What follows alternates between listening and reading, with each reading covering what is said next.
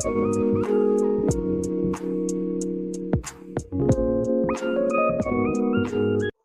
मैं आपसे कहूं कि मैंने एक कार खरीदी है और वो भी बिना इंजन के, तो आपको कैसा लगेगा कि बिना इंजन के कार खरीदने से क्या फ़ायदा, बिना इंजन के कार खरीद कर आप क्या करेंगे।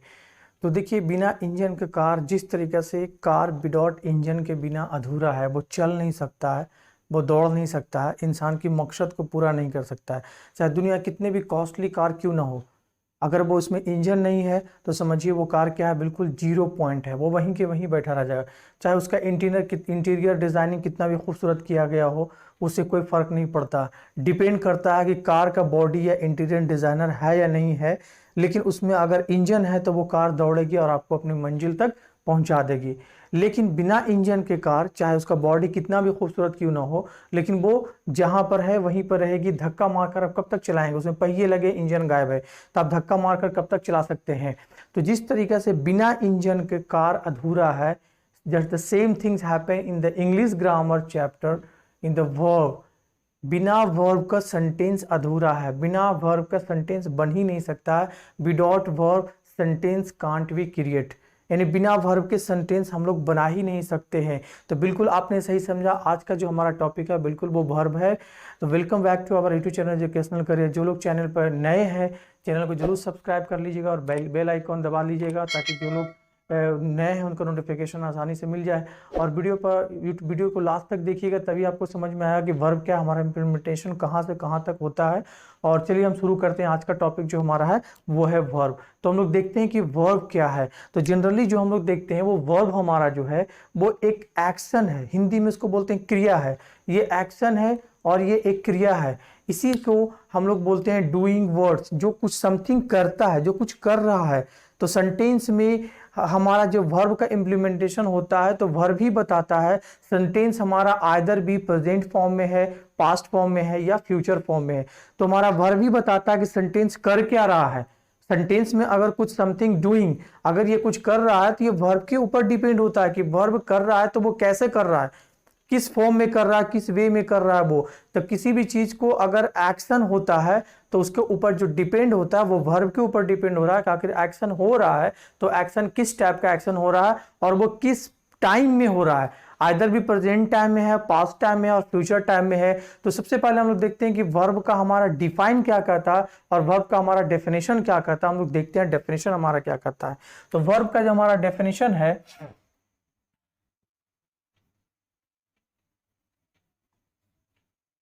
हम लोग इसका डेफिनेशन देखेंगे। तो the words which shows the action, a state of being।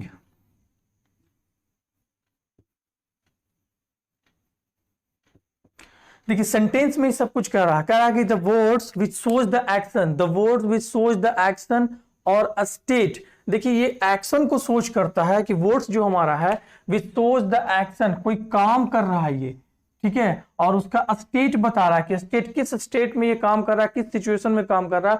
Of the being मतलब करना होता है, बीइंग को आगे बताएंगे कि बीइंग क्या होता है, वो किस स्टेट में, या तो एक्शन है या तो स्टेट है। ये दो चीजों को अगर ये शो कि कोई भी सब्जेक्ट, कोई भी वर्ड अगर शो कर लेता है, समझ जाइए कि वो क्या हमारा एक्टिंग वर्ड है, वो हमारा वर्ब है। तो जनरली हम लोग देखते हैं कि इसका डेफिनेशन जो हिंदी में कह सकते हैं कि जिस शब्दों से किसी काम के करने या होने का पता चलता है, यानी जिस शब्दों से किसी काम के करने या होने का पता चलता है उसे ही हम क्या बोलते हैं, क्रिया बोलते हैं, उसे हम वर्ब बोलते हैं। यानी कि जिस शब्द से किसी काम के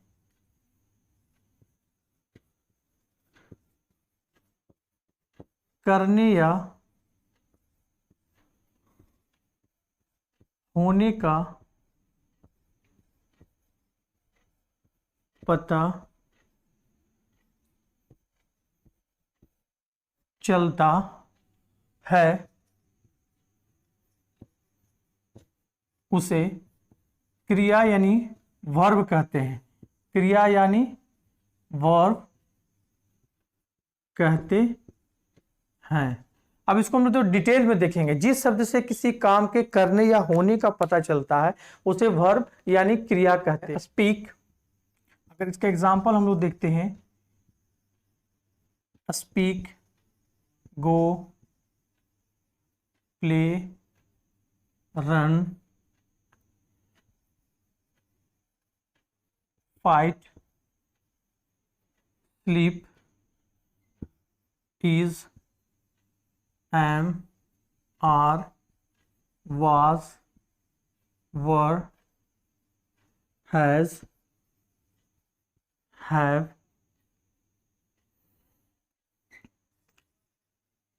can,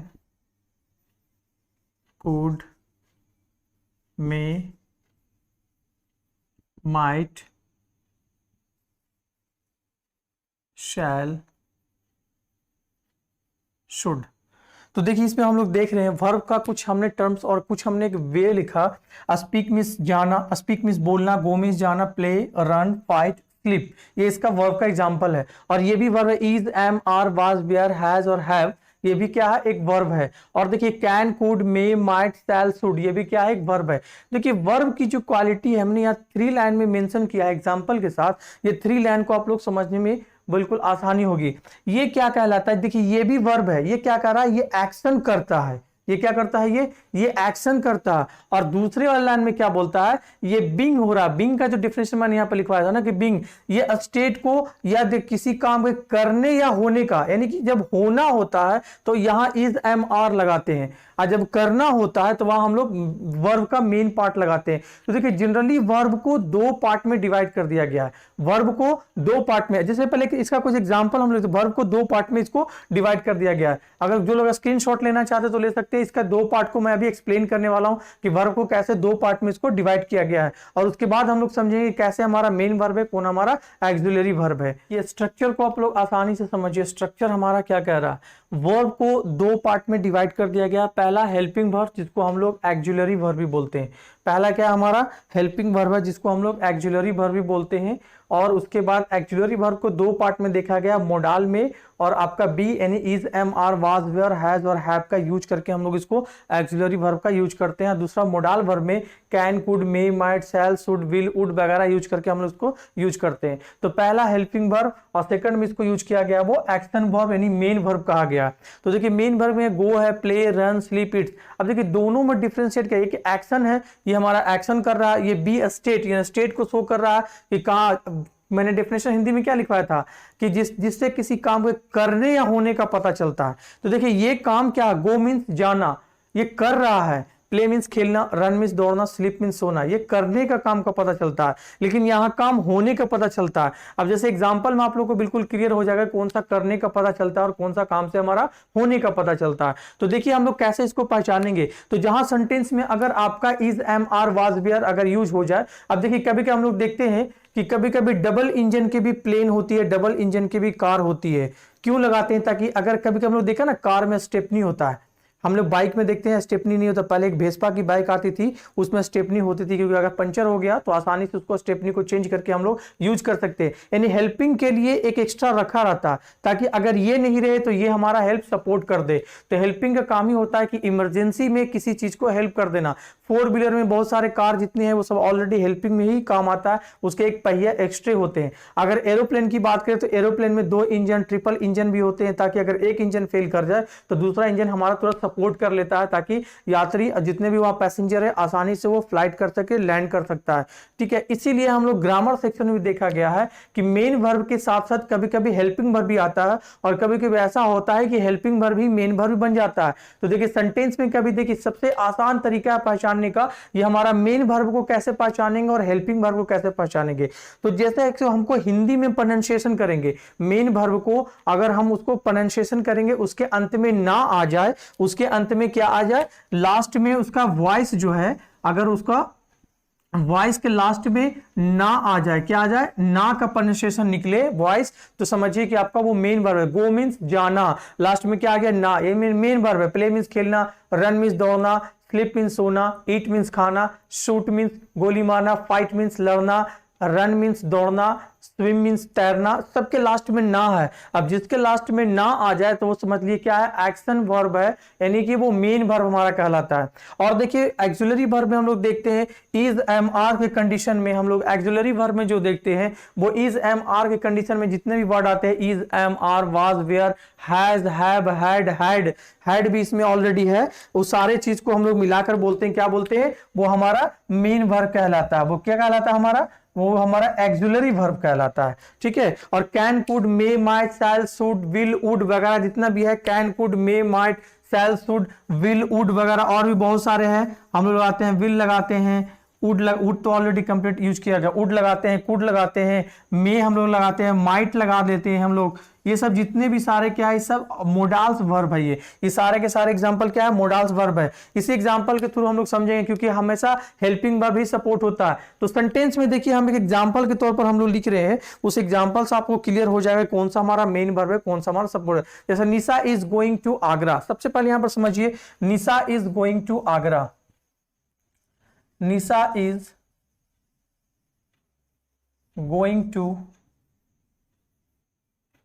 आगरा। देखिए पहला sentence, Nisha went Agra, and last sentence is that Nisha is in Agra. Last is Nisha is in Agra. तो सेंटेंस में देखिए मैंने 3 सेंटेंस को यहां पर रिपीट किया, 3 सेंटेंस में निशा इज गोइंग टू आगरा, मतलब निशा क्या है, गोइंग मीन जाना। देखिए हमारा क्या है, ये मेन वर्ब हमारा हो गया। और टू आगरा यानी किसी पार्टिकुलर प्लेस पे जा रही है, तो निशा इज गोइंग टू आगरा, यहां जाने का काम हो रहा है। यानी कि वर्ब वैसे शब्द को कहते हैं जिससे किसी काम के करने या होने का पता चल जाता है, उसे हम लोग क्या बोलते हैं, मेन वर्ब बोलते हैं। तो देखिए यहाँ गोइंग क्या हो रहा है, गोइंग हमारा क्या, जाने का काम हो रहा है, यानी कि मेन वर्ब हमारा हो गया। और ये जो वर्ब इज है, ये हमारा इसका हेल्पिंग वर्ब हो रहा है। अगर सेंटेंस में मेन वर्ब और हेल्पिंग वर्ब दोनों आ जाए तो ये हमेशा मेन वर्ब होता है। निशा वेंट टू आगरा, यहां देखिए, यहां वेंट का मतलब क्या होता है, यहां अकेला है, ये यहाँ क्या है, अकेला है। और गो वेंट ये वर्ब का दूसरा फॉर्म है, गो वेंट गॉन होता है। तो यहाँ देखिए वेंट के मतलब जाना, निशा आगरा जा चुकी है, निशा आगरा गई। और थर्ड में देखिए निशा इज इन आगरा। अब यहाँ पर देखिए निशा इज इन आगरा, यहाँ पर देखिए सेंटेंस में सिर्फ अकेला है। एक चीज आपको याद रखना है, सेंटेंस में अगर कोई एक ही वर्ब होगा, सेंटेंस में अगर कोई एक ही वर्ब है तो समझिए कि वो हमारा मेन वर्ब होता है। अगर सेंटेंस में 2 है, एक मेन वर्ब और दूसरा हेल्पिंग वर्ब, तो ये मेन वर्ब ये हेल्पिंग वर्ब होता है। अगर सेंटेंस में सिर्फ और सिर्फ अकेला आ जाए तो वो हमेशा क्या होता है, वो हेल्पिंग वर्ब ना होकर के वो मेन वर्ब में चेंज होता है। एग्जाम्पल में ऐसा समझिए, अगर स्कूल में प्रिंसिपल सार एब्सेंट है तो हमेशा स्कूल में एक प्रिंसिपल होते हैं, एक वाइस प्रिंसिपल होते हैं, ये दोनों एक दूसरे मिलकर वर्क करते हैं, इसलिए हमेशा सेकंड ऑप्शन दिया जाता है। देखिए हर जगह एक सेकंड ऑप्शन होता है, हम लोग प्रेसिडेंट तो वाइस प्रेसिडेंट होता है ना, चीफ मिनिस्टर तो वाइस चीफ मिनिस्टर होता है। ठीक है, हर कहीं ना कहीं पोस्ट पे एक उसका सेकंड राइट हैंड काम करने वर्क करने, उसके एब्सेंट में वर्क कौन करेगा, तो उसके लिए उसको चूज किया जाता है। अब जैसे प्रिंसिपल साहब एब्सेंट हो गए, तबियत खराब हो, कुछ ना कुछ तो होता ही है घटना, उस ड्यूरेशन में क्या करते हैं, वाइस प्रिंसिपल ही प्रिंसिपल बन जाते हैं कि हाँ अब हम 4 दिन के लिए मैं ही प्रिंसिपल हूं, प्रिंसिपल साहब एब्सेंट है, सारा वर्क डन क्या करते, प्रिंसिपल की जगह पे जो काम प्रिंसिपल का था वो जिम्मेदारी वो खुद उठा करके वो काम करते। और जैसे ही प्रिंसिपल साहब आ जाते वो बेचारा किनारे हट जाते, कब तो प्रिंसिपल साहब आ चुके, अब हमारा कोई वर्क नहीं, हम तो सेकंड पोजीशन पर चले गए, यानी हम अब हेल्पिंग में हो गए। तो वर्ब हमारा वही कहता है कि जब सेंटेंस में कोई वर्ब नहीं हो, अगर हेल्पिंग वर्ब भी आ जाता है तो वो सेंटेंस कहलाता है हमारा हेल्पिंग वर्ब ना होकर के वो मेन वर्ब हो जाता है। लेकिन सेंटेंस में अगर मेन वर्ब, स्कूल में प्रिंसिपल साहब आ गए तो वाइस प्रिंसिपल ही वाइस बन जाते हैं और प्रिंसिपल साहब प्रिंसिपल बन जाते हैं। इसलिए वो अगर प्रिंसिपल साहब चले जाने के बाद वाइस प्रिंसिपल ही प्रिंसिपल बन जाते हैं। इसलिए यहां पर देखिए सेंटेंस में क्या अकेला, यहां पर निशा इज इन आगरा, अकेला ऑलरेडी इज है। हम लोग सेंटेंस में कह सकते हैं कि देखिए ये स्टेट को बता रहा है, क्या बता रहा है, किसी काम करने या होने का पता चलता है। यहां पर देखिए निशा वेंट टू आगरा, यहां क्या है, निशा वेंट टू आगरा, जाने का काम यहां हो रहा है, किसी काम करने, यहां होने का हो रहा है, निशा इज इन आगरा, यहां होने का पता चलता है, वही हमारा क्या कहलाता है, वर्ब कहलाता है। तो एग्जांपल के तौर पर अब देखिए सेंटेंस को इसको 2 पार्ट में डिवाइड किया गया है। पहला क्या है, ऑलरेडी ट्रांजिटिव वर्ब, दूसरा क्या है, इंट्रांजिटिव वर्ब। तो देखिए ट्रांजिटिव वर्ब और इंट्रांजिटिव वर्ब में सिर्फ एक नॉर्मल डिफरेंस है कि ट्रांजिटिव वर्ब में object should be necessary, transitive verb जो हमारा होता है उसमें ऑब्जेक्ट नेसेसरी होता है, बिना ऑब्जेक्ट के वो वर्ब कंप्लीट ही नहीं होगा। लेकिन इन ट्रांजिटिव वर्ब में ऑब्जेक्ट नहीं रहते हुए भी वो सेंटेंस को कंप्लीट कर लेता है। लेकिन ट्रांजिटिव वर्ब में अगर सेंटेंस में ऑब्जेक्ट नहीं है तो वो इनकम्प्लीट होता है, और ऑब्जेक्ट आ जाने के बाद वो ट्रांजिटिव बन जाता है। तो चलिए हम लोग देखते हैं ट्रांजिटिव और इनट्रांजिटिव वर्ब का विशेष रूप में एक्सप्लेनेशन फॉर्म में हम लोग समझेंगे कि वर्ब का फॉर्म जो हमारा है वो मेन वर्ब को मैंने 2 पार्ट में बताया था कि ट्रांजिटिव एक्सिलरी वर्ब और मेन वर्ब। और मेन वर्ब को 2 पार्ट हमारा ट्रांजिटिव वर्ब और इनट्रांजिटिव वर्ब, जिसको हम लोग सकर्मक क्रिया और अकर्मक क्रिया बोलते हैं। तो यहाँ पर देखिए हमारा जो सकर्मक क्रिया और कर्मक क्रिया को ट्रांजिटिव वर्ब में लोग देखेंगे, कर ऐसा वर्ब जिन्हें ऑब्जेक्ट की जरूरत होती है सेंटेंस को कंप्लीट करने के लिए, सेंटेंस को कंप्लीट मीनिंग बताने के लिए, जिनको ऑब्जेक्ट की जरूरत होती है सेंटेंस को कंप्लीट मीनिंग बताने के लिए। जैसे Radha loves, I caught, Lata sent, the boy carry. देखिए सेंटेंस जो है हमारा, ये सारा सेंटेंस इनकम्प्लीट है, ये अधूरा है, विदाउट ऑब्जेक्ट का है ये। तो जब सेंटेंस बिना ऑब्जेक्ट के अधूरा ही होता है, उस सेंटेंस को कंप्लीट करने के लिए जिस ऑब्जेक्ट का यूज किया जाता है उसी ऑब्जेक्ट से हम लोग कह सकते हैं कि सेंटेंस हमारा ट्रांजिटिव वर्ब होगा। अभी ये ट्रांजिटिव वर्ब हमारा नहीं है क्योंकि सेंटेंस इनकम्प्लीट है, और जब तक हम लोग क्या वो सेंटेंस को कंप्लीट मीनिंग बताने के लिए एक वर्ब, अगर ऐसे वर्ब जिन्हें ऑब्जेक्ट की जरूरत होती है, ये सारे वर्ब में ऑब्जेक्ट की, राधा लव्स, राधा प्यार करती है, ऐसा लग रहा सेंटेंस अधूरा है। जाहिर सी बात है जब कोई प्यार करे तो किसी से ही करेगा ना, चाहे वो एनिमल हो, चाहे ह्यूमन बींग्स हो, किसी भी थिंग्स, किसी भी चीज से हो। फिर यहाँ पर आई कॉट, क्या पकड़ा वो। फिर यहाँ बोल रहा है कि लता सेंड, क्या सेंड की। तो देखिए अगर वो सेंटेंस में एक पहचानने का रूल, सबसे आसान तरीका ये है कि अगर हम वर्ब के साथ व्हाट एंड हुम करके क्वेश्चन करेंगे, वर्ब के साथ वाई व्हाट एंड हुम करके क्वेश्चन करेंगे, उसके बाद अगर हमारा रिप्लाई मिल जाता है तो सेंटेंस कहलाता है ट्रांजिटिव वर्ब। देखिए वर्ब के साथ हम क्वेश्चन करेंगे वर्ब व्हाट या हुम, क्या या किसे, क्या या किसे। अब देखिए वर्ब के साथ क्वेश्चन करेंगे क्या या किसे, अगर आंसर मिल जाता है तो वो हमारा कहलाता है ट्रांजिटिव वर्ब। अगर आंसर नहीं मिलेगा तो वो हमारा क्या कहलाएगा, इनट्रांजिटिव वर्ब कहलाता है। इसका मतलब कि सेंटेंस हमारा क्या हो जाएगा, वो कंप्लीट कर देता हूं उसमें। देखिए कंप्लीट मीनिंग में देखिए कि कैसे इस सेंटेंस को हम कंप्लीट कर सकते हैं। राधा लव्स पिज्जा, क्या लिखेंगे, राधा लव्स पिज्जा, ठीक है, राधा लव्स पिज्जा, ठीक है। अब देखिए सेंटेंस हमारा क्या हो गया, बिल्कुल सेंटेंस हमारा कंप्लीट हो गया। राधा लव्स पिज्जा कह रहा है कि अब देखिए इस वर्ब के साथ मैं क्वेश्चन को राइज कर दूंगा, वर्ब के साथ हम क्वेश्चन करेंगे, क्वेश्चन से अगर हमारा रिप्लाई मिल जाता है तो समझिए हमारा वो क्या कहलाता है, वो ट्रांजिटिव वर्ब कहलाता है हमारा। तो यहां पर देखिए लव्स, ठीक है, लव्स। अब यहां देखिए क्वेश्चन है व्हाट लव्स, क्वेश्चन करेंगे हम यहां व्हाट लव, ठीक है, व्हाट लव्स यानी क्या प्यार, आंसर नहीं मिला। whom loves, whom loves, किसे प्यार। तो ये देखिए राधा किसे प्यार कर रही है, पिज्जा से कर रही है, रिप्लाई हमारा मिल गया। यानी दो में से कोई एक अगर हमको क्वेश्चन करने पर आंसर मिल जाता है वो हमारा कहलाता है ट्रांजिटिव वर्ब कहलाता है। आई कॉट, कुछ भी हम लोग लिख सकते हैं, I caught a tip, I caught a ball, I caught a ball, cricket के मैदान में खेल रहे हैं, बॉल ही होता है। लता Saint a message, Lata sent the message, Lata sent the message, the boys carry water bottle, हम लोग लिख सकते हैं water bottle,